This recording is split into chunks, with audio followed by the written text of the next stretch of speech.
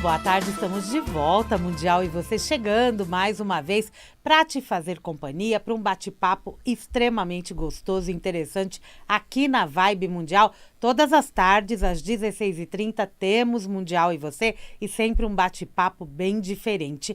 E às segundas-feiras, você sabe, né? Mudamos para as 16 horas, um programa de 1 hora em formato podcast. É o Mundial Podcast. Ontem tivemos a presença aí de Luciano Pires. Quero agradecer mais uma vez a todos que nos acompanharam. Esse vídeo tá lá no YouTube da Vibe Mundial. Tem uma playlist de todos esses podcasts e você pode nos acompanhar, assim como acompanhar toda a nossa programação. YouTube é fácil, né, de acessar e todo mundo leva para tudo que é lugar. E eu estou recebendo aqui hoje para mais um programa ao vivo também, não só pelos 95,7 FM, mas também pelo nosso site vibemundialfm.com.br e pelo nosso YouTube. Ednei Procópio, bem-vindo, boa tarde. Boa tarde. Muito bem-vindo, viu? Obrigado por receber a gente. Agradeço tua presença aqui. O Ednei, gente, ele é escritor, editor de livros e ele está aqui hoje, por quê? Para falar deste lançamento da editora Matrix, que é esse livro que tem um tema que você vai se conectar, eu tenho certeza, e quem está vendo pelo YouTube já vê a capa deste livro, Os Arcanos de Oz. Sensacional. Vamos falar de tarô e vamos falar de Mágico de Oz, né? Não é isso, Ednei? As duas coisas mais legais que existem. Não é? Para você agora, então, Sim. A hora que você passou a entender todas as referências de um e de outro, Sim. Ficou muito mais simbólico. E você pode nos acompanhar no YouTube, vai lá. Você pode checar a capa do livro também, tá aqui com a gente, para esse bate-papo gostoso. Este não é o teu primeiro livro, né? Não. Você teve outros. Esse é o quinto livro meu. Sexto livro. Físico ou em outros formatos também? Eu sempre lancei nos dois formatos. Nas duas edições, sim, sempre. Sempre e-book e digital, e-book e impresso. Sempre. Muito bem. Graças à tecnologia nós temos essa possibilidade. Eu tenho 3 livros sobre livro digital, inclusive. Sobre livro sobre digital? Sobre o tema livro digital. Ó, que maravilhoso. Quem quiser entender, então, é só procurar lá na Amazon. Tem. Fica é só prático. Procurar Ednei Ou Procópio. então edneiprocopio.com.br. Exatamente. Muito bom. Tarô e Oz. Me explique qual é esta relação. Qual é essa ligação, né? É. Pois é, eu descobri que os autores originais do livro O Mágico de Oz se basearam na mitologia que existe no tarô. Tá. O Baum, ele é o escritor, e o Denslow, ele era o ilustrador. E você percebe, a partir de algumas imagens, fica bem claro, tá nítido no livro, se você... Tem que ser a edição original do Mágico de Oz, tá? A primeira edição você vê isso muito bem, porque existem outras edições de Mágico de Oz que as ilustrações não são do ilustrador original. Ah, então acaba ficando diferente, a gente Totalmente acaba não diferente. entendendo. Inclusive, muitos ilustradores que ilustraram outros livros do Mágico de Oz não perceberam isso. Só vai perceber quem vê o ilustrador original. Tem uma edição no Brasil que acabou de sair, eu acho que é pela editora Dark Side? Que tem as imagens originais. Tá, isso é legal pra gente poder fazer esse comparativo. Sim, você percebe, porque tem alguns naipes do baralho, como se fosse Alice no País das Maravilhas. Então, aparecem alguns naipes, e ali você já consegue ver nas imagens, de forma mais explícita, o baralho. Você consegue ver o naipe de copas, alguns naipes já estão explícitos. Você olha, bate o olho e você vê. Pela ilustração do livro. Mais o naipe de copas, que é ligado ao elemento água. E mais o naipes de terra, tá? Tá. Então, é mais paus e copas. São esses dois naipes que são discutidos no livro original. Que aí traz que é o elemento água e o elemento fogo. São esses dois elementos que são discutidos no livro 1. No livro original que deu... Porque o Mágico de Oz tem vários livros. Aí nasceram outras histórias dentro do universo. Mas o primeiro de todos, você vai perceber que é como se fosse um antagonismo entre o elemento água e o elemento fogo. Então, a gente vai... Para entender também todo esse estudo, a gente vai para a obra original. Tem que partir da obra original, porque o Denslow, que é o ilustrador, se você perceber, eu não sei como eles conversaram isso. Não sei qual foi o Aham. acordo deles. Mas o que está escrito está na imagem. E o que está na imagem é baseado no tarô. Tá. Ou é baseado no tarô de Marsella, ou é baseado no baralho, no chamado baralho cigano. Um dos dois, as imagens que são claras.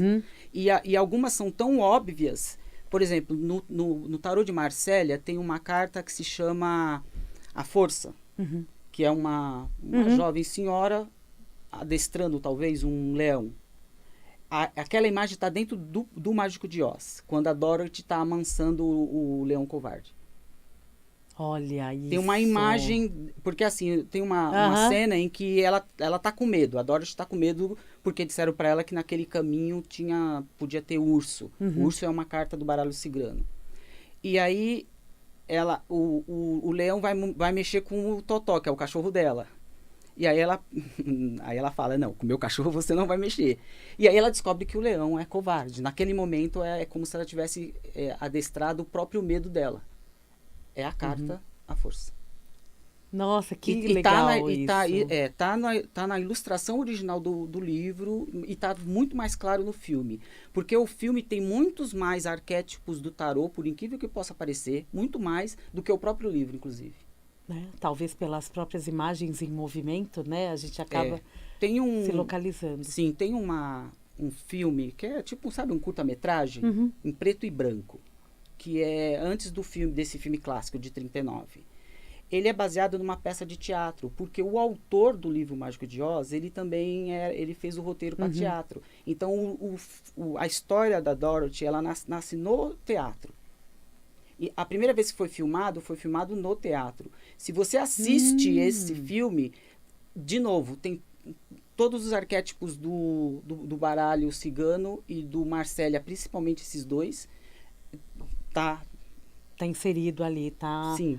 Quando que você prestou atenção nesses elementos? Pelo que eu estou entendendo, você é um pesquisador.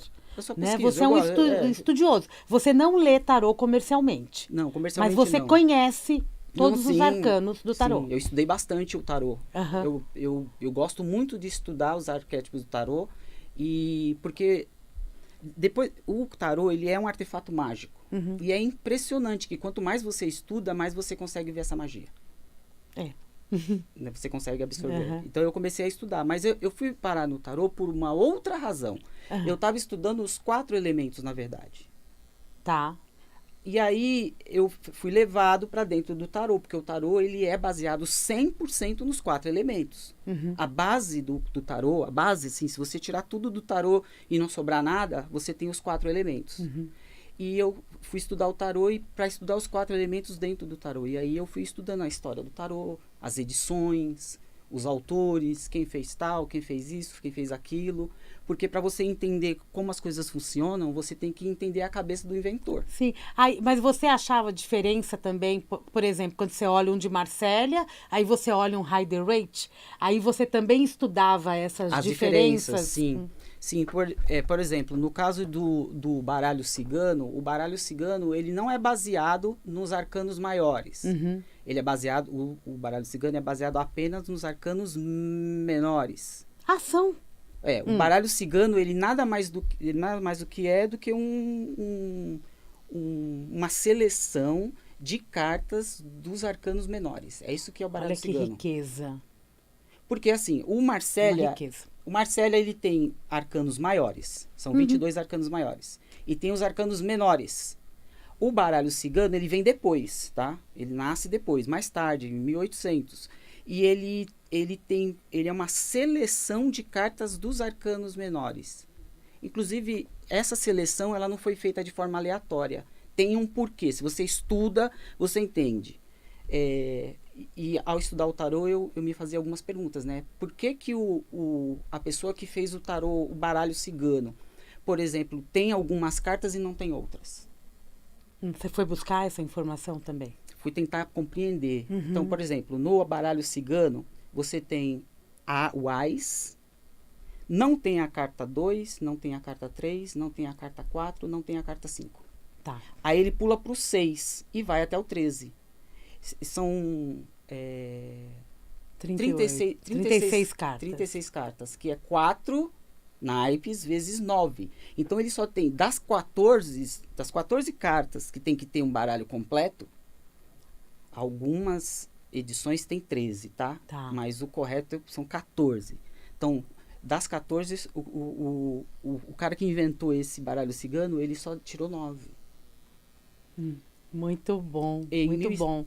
E dessas 9, você multiplica por 4, que dá 36. Achei que fosse Madame Lenormand. Não foi ela. Tá. A Madame Lenormand, esse baralho, esse chamado, a gente aqui no Brasil chama de baralho cigano. O que a gente chama. Lá fora é conhecido como Petit Lenormand. É verdade. Então, dependendo do lugar, ele tem um nome diferente. A gente chama de baralho cigano. Antes dele se chamar Petit Lenormand, ele se chamava o Jogo da Esperança. Ele foi criado... Que você fala no livro, né? Sim.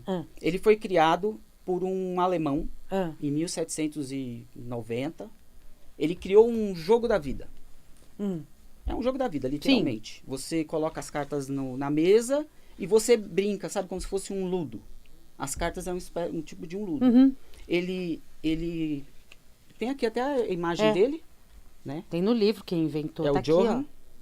E aqui tem as cartas originais dele. Estas são as originais. Aqui na página...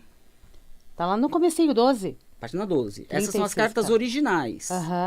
O que acontece é que, se você for para frente na linha do tempo, a Lenormand, ela era uma bruxa e ela era cartomante. O que ela fez? A hora que ela viu... e também ela jogava com o baralho de Marsella. O baralho dela é de Marsella. Ela usava o tarô, então. Só que no Marsella, o que acontece? Os arcanos maiores têm imagens. Os arcanos menores não têm imagens. São as cartas chamadas PIP, de 1 até 10. Não tem imagem, é tudo a carta do baralho normal. Você só vai ver imagem no Dama, Rei, Valete. Aí você consegue...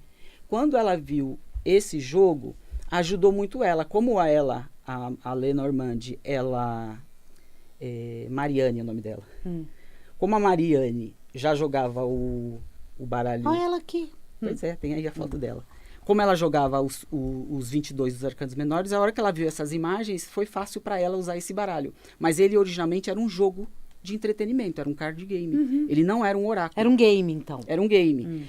Porém, ela jogava com os arcanos menores. Que jogar com os arcanos menores não é fácil, principalmente para aqueles que não têm imagens. Ela jogava só com os menores e não só com os maiores. E só com os números. Então, ela entendia os naipes. Tá. Então, a hora que ela viu isso daqui, para ela foi fácil. E ela começou a jogar com o Jogo da Esperança. Entendi. O Jogo da Esperança não foi um jogo que teve sucesso, quase que nenhum, o jogo dele. E foi ter sucesso na mão dela como cartomante. Muito bom. No livro, você conta histórias, né? Pra gente poder entender a linha do tempo. Essa linha, né? Esses elementos que são colocados... Aí você nota que são colocados no Mágico de Oz. Aí você utiliza também o comparativo do filme Isso. Com o tarô, mas também com o baralho cigano. Com tudo. Então, na parte de cima do livro, você tem ou imagens do filme, porque o livro é todo colorido. O livro é todo colorido, gente, é lindo. Então, todas as páginas eu tenho uma cena do filme... Ou do livro. Ou do livro. Ou do livro original. E uma... Ai, que lindinho. E embaixo as cartas. E um elemento das cartas, que pode ser o tarô ou pode ser o baralho cigano. Exatamente. Tá. São 3 que eu me baseei. O baralho cigano, o Marsella e o chamado Rider-Waite, que é aquele universal. Dependendo da edição, se chama... verdade. Universal. Tem gente que chama de universal. Tá. Aí, qual foi teu ponto de partida para falar? Opa, tem algo oculto aqui dentro. Eu vou começar a prestar atenção cena por cena. Eu estudo ocultismo desde 2014 e o que me leva a gostar de ocultismo são as imagens, porque no ocultismo tudo é imagem e tudo é chave e senha. Não tem nada escrito. Símbolos, né? São símbolos. É raro você encontrar coisas, chaves em textos. Muito raro. Por quê? Porque... dependendo do texto, você muda o idioma ou a língua. É por isso que muitos dos magos que faziam essas imagens ocultas preferiam imagens criptográficas. Tá. do que textos. Então eu aprendi, eu sou míope, eu aprendi a ver as imagens. Tá. Eu olho a imagem e eu sei o que está escrito ali. Tá. Naquela ilustração, eu fui treinado para isso. E aí, durante a pandemia, eu estava assistindo o Mágico de Oz, coloquei para tocar. E logo na primeira cena, no quintal da Dorothy, tem uma balança. E até aí eu não tinha feito conexão nenhuma. Do lado da balança tem um triângulo. E aí eu pensei assim comigo, uai, o que um triângulo alquímico está fazendo num filme infantil? É essa cena aqui, né? Essa cena aqui. Tá. Né? A Tem um página triângulo 14. aqui. Não vai dar para a pessoa, né? Para os ouvintes E verem esse triângulo, pelo o vídeo. triângulo virado para cima, ele representa o elemento água, tá? Ele está estampado no peito desse anjo aqui, na carta A Temperança da versão Rider-Waite. E aí, foi a partir desse triângulo que eu falei, ué, o que um triângulo está fazendo? Você olhou pro símbolo. Pro símbolo, eu não vi o que estava em volta. E aí eu voltei o filme e comecei a assistir com esse olhar. E aí eu fui vendo, eu falei, opa, mas tá o livro ali do baralho cigano. Aí você já achou um Tem a elemento balança antes. da criança. Aí eu fui encontrando vários elementos dentro do filme. Eu falei, mas isso aqui é... E tem algumas cenas que elas são literalmente uma carta do tarô. Dá um exemplo. Aqui, ó. Vamos lá, literalmente. vamos falar qual carta que tem no Mágico de Oz inteira. Vamos lá, deve ter várias, né? Por exemplo, o sol. O sol. Tem Tem no filme, no início, tá nublado. Tá? E a Dorothy tá cantando. E tem no livro também. O sol. A carta o sol. O sol, gente, eu tô vendo aqui, vocês têm que ver o livro, ele é incrível. É o sol. Mas tem outras O cartas. sol A carta o sol. E ter essa compreensão dá uma amplitude também na tua linha de pensamento, nos seus estudos sobre magia? O coração, o Dama de Copas. A copas. Isso aqui é uma dama de copas. E essa carta tá onde? Ou tá... Essa daqui é do Dama de Copas, do Marcélia. É do Marcélia. E tá no livro dele também. Quando a gente fala do livro Mágico de Oz, gente, para quem não pegou a entrevista do comecinho, a gente está falando do livro original, das imagens originais, mesmo tendo outras. O Dependurado. O Dependurado. Que é o enforcado. Que é o enforcado. Ele tá pendurado. Ele tá aqui. Faz muito tempo que o espantalho tá naquela situação que ele se colocou, alguém colocou ele naquela situação. Aí nós vamos para o espantalho. E ele fica ali, naquela situação incômoda. Quem tira ele daquela situação é a Dorothy. E na carta O Enforcado, em algumas edições, você vê ele de ponta cabeça, tem uma espécie de um arco em volta da cabeça dele. Significa que ele não tem condições psicológicas ou mentais para ele sair daquela situação, que é o que acontece com o espantalho. E é por isso que ele vai atrás de um cérebro. É quando você está incapacitada de tomar decisões, sabe quando você está desequilibrada? É nessa hora que você fica de ponta cabeça e você fica preso naquela situação e você não tem como sair dela. Olha que riqueza é assistir ao Mágico de Oz, né? E aí ela tira ele daquela situação, mas mesmo assim ele ainda ele não consegue pensar. Então ele fala, poxa, eu gostaria tanto de ter um cérebro e poder pensar por conta própria. É isso que ele quer dizer. Não é que ele não tenha cérebro. Sim. Ele está falando dos pensamentos dele. Eu gostaria de pensar por conta própria. E aí ele vai com ela para rumo o Castelo das Esmeraldas. Onde ela encontra o Oz e aí eles falam, me dá um cérebro e tal, mas ele é um charlatão, ele é mentiroso. Ele é um charlatão, ou seja, o filme, o livro também mostra o mundo dos charlatões. Sim, porque assim... Porque tem, né? Tem a enganação dele o tempo todo nesse momento. No começo do filme, você tem o Marvel. O Marvel, ele é charlatão. Ele chama a Dorothy pra dentro da cabana dele e pega uma bola de cristal. E fala assim pra ela, fecha o olho. Aí ele vai na bolsa dela e pega uma foto, enquanto ela tá com o olho fechado. E fala assim, eu tô vendo tal cena. E descreve a cena da foto. E ela acredita, achando que realmente ele está vendo na bola de cristal, mas ele não está vendo na bola de cristal, ele está mentindo para ela. Mais tarde, você encontra o Mágico de Oz iludindo toda uma população. Ele está iludindo as pessoas. Ele não é um mago, ele é um mágico, ele é um ilusionista. E quando você percebe isso, você percebe o seguinte, o Mágico de Oz, ele quer ele quer que o estudante de ocultismo perceba o seguinte, ó, cuidado com charlatões que jogam tarô, que jogam, né? E que dizem que estão vendo coisas e não estão vendo coisa nenhuma. Mas não é que elas não existam, que os magos ou que as tarólogas não existam. Não é isso que está sendo dito. Só está colocando assim, ó, toma cuidado. E está dizendo isso para a Dorothy. Tem uma cena em que a Dorothy vê a tia dela numa bola de cristal. Só que a Dorothy, ela já está com o sapato dela. Então ela tem o dom mágico de ver. Mas nem a Dorothy percebe que ela está vendo a tia dela numa bola de cristal. Ah, não percebe? Ela não percebe. É tão automático para ela que ela não percebe que ela tem o dom de ver, de enxergar as coisas. E quantos não passam por isso, né, Ednei? Sim, pessoas. Que tem o dom, que tem todo um poder sobre elas mesmas e não acabam enxergando. E não tem consciência. Né? E muitos outros que não têm o dom e que fingem ter o dom, que é o caso do Marvel, do personagem Marvel. Sim. E é o caso do... Inclusive, é o mesmo ator. E o caso do próprio Mágico de Oz, que é um ilusionista. Ele é um mentiroso. Ele trabalhava num circo. Ele não é um mago.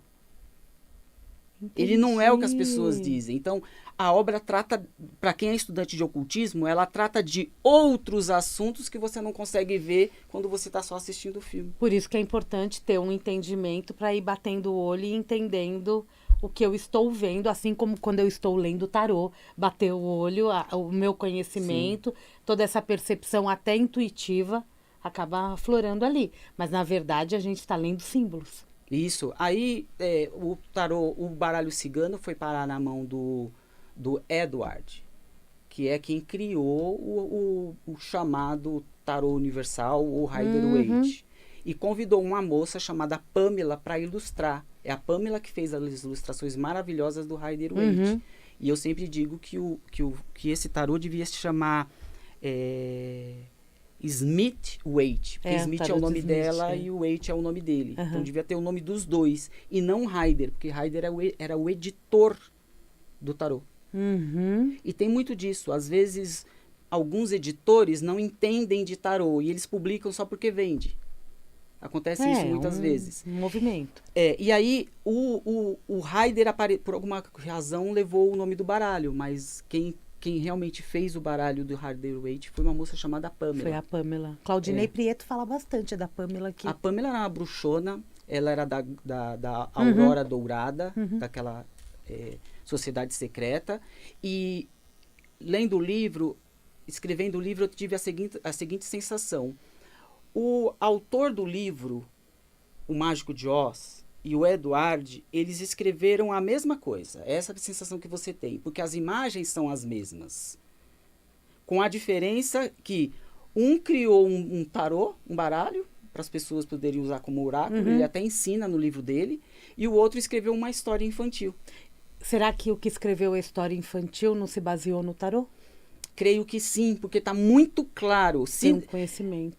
Assim, se fossem só as imagens feitas pelo ilustrador do Mágico de Oz, você ia falar assim, o ilustrador teve essa referência. Mas não, isso está no texto também. Tá. Conforme você vai lendo, você percebe coisas do tarô dentro do texto. Tá ali, tá inserido, né? Faz parte dele e ele colocou no trabalho para levar a público. Isso acontece muito no cinema. Com certeza. Você tem que ter um olhar para você poder perceber, é isso mesmo. Quando a gente vai analisar, o cinema tá cheio de simbolismos. O Mágico de Oz é um antagonismo entre o elemento água, que é representado pela Dorothy, tá? Tanto é que o vestido dela é azul, tá? Então é água, com certeza absoluta. E o fogo, que é a bruxa. A bruxa, ela usa uma vassoura. A vassoura, ela representa o naipe de paus, tá, que é o fogo.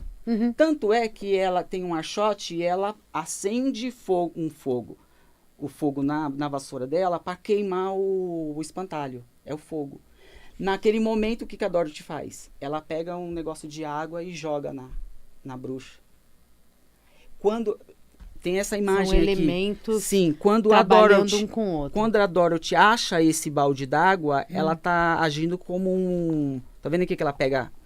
Essa é a vassoura. Ela quer queimar o pobre do espantalho, porque o espantalho era o que mais sofre aqui nessa história. Ele sofre a história inteira. Exatamente. E a Dorothy, ela pega um balde d'água na cena Ok. e joga na bruxa. Então é o elemento água contra o elemento fogo. Ah, gente, que legal E quando isso aqui, ela viu? pega, ela representa o ás de copas. Fechamos a nossa entrevista com um as de copas.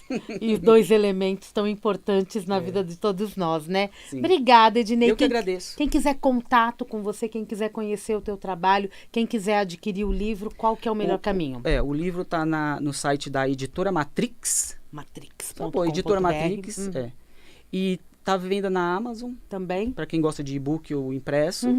Agora, para entrar em contato comigo, é edneiprocopio.com.br. Do jeito que ele falou, gente, edneiprocopio.com.br. Muito obrigada. Eu que agradeço. Que este livro e muitos outros trabalhos te deem muito sucesso e alegria. Legal. Gente, Mundial, e você vai ficando por aqui. Eu volto, daqui a pouquinho tem Jornal da Boa Notícia e amanhã, 16h30, tem Mundial. E você, um grande beijo, até lá.